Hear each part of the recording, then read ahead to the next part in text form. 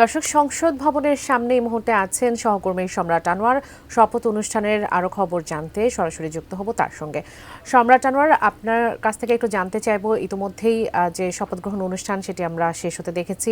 প্রধান নির্বাচন commissioner M M Nasir Uddin তিনি শপথ বাক্য পাঠ করিয়েছেন এবং নির্ধারিত সময় বেলা 12টার দিকে জামায়াতে ইসলামের সাথে যে 11 দলীয় জোট তাদের শপথ গ্রহণের প্রস্তুতি নিশ্চয়ই চলছে। কি পরিস্থিতি দেখতে পাচ্ছেন আপনি যেখানে আছেন? নির্বাচিত হয়েছেন তারা এখন পর্যন্ত শপথ নেন এবং এই শপথ নেওয়াকে কেন্দ্র করে ভেতরের যে জটিলতা সৃষ্টি হয়েছে তারই প্রভাব কিছুটা আমরা দেখতে পাচ্ছি বাইরে, যারা ইতোমধ্যে এই সংসদ ভবনের সামনের সড়কে অবস্থান করছিলেন।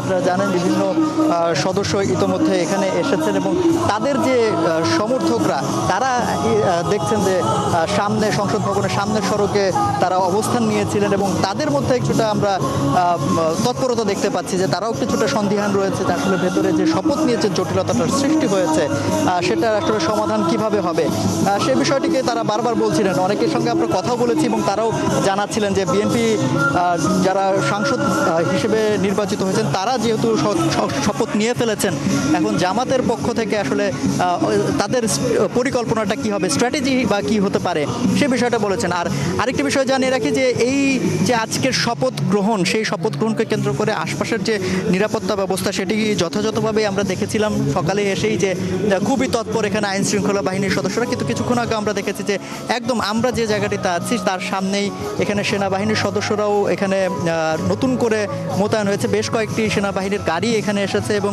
আসার পরে তাদের যে সেনা সদস্যরা তারা এখানে মোতায়েন হয়েছে এবং পুলিশের পক্ষ থেকেও যে তৎপরতা সেটিও বৃদ্ধি পেয়েছে। এবং ভিতরে দেখতেই পাচ্ছেন যে যে জায়গাটিতে বিকেলে অর্থাৎ বিকেল 4টার দিকে যে মন্ত্রী পরিষদের সদস্যবৃন্দ যারা শপথ নেবেন এখানে সেই জায়গার যে নির্ধারণ করে রাখা হয়েছে এবং সেখানে যে বসার ব্যবস্থা করে হয়েছে তার সামনে দেখতে পাচ্ছেন যে ভেতরেও আইন শৃঙ্খলা রক্ষাকারী বাহিনীর সদস্যদের সেখানে মোতায়েন করা হয়েছে। এই মোতায়েনটা কিছুক্ষণ আগে পর্যন্ত এখানে এভাবে ছিল না, কিন্তু এখন আমরা দেখতে পাচ্ছি যে গাড়ি এসেছে এবং গাড়ি এসে তারা এখানে নেমেছে এবং নেমে সেখানে এখন পর্যন্ত অবস্থান করছে। এখন আসলে সার্বিকভাবে যদি বলি যে বাইরে মানুষজনের উপস্থিতি এখানে যথাযথভাবে ছিল এখন পর্যন্ত আছে, তবে যেভাবে ভেতরের যে শপথ নেওয়া নিয়ে এবং যে জটিলতাটা সৃষ্টি হয়েছে সেখানে আসলে সিদ্ধান্ত হবে যে পরবর্তী কার্যক্রম কি হবে।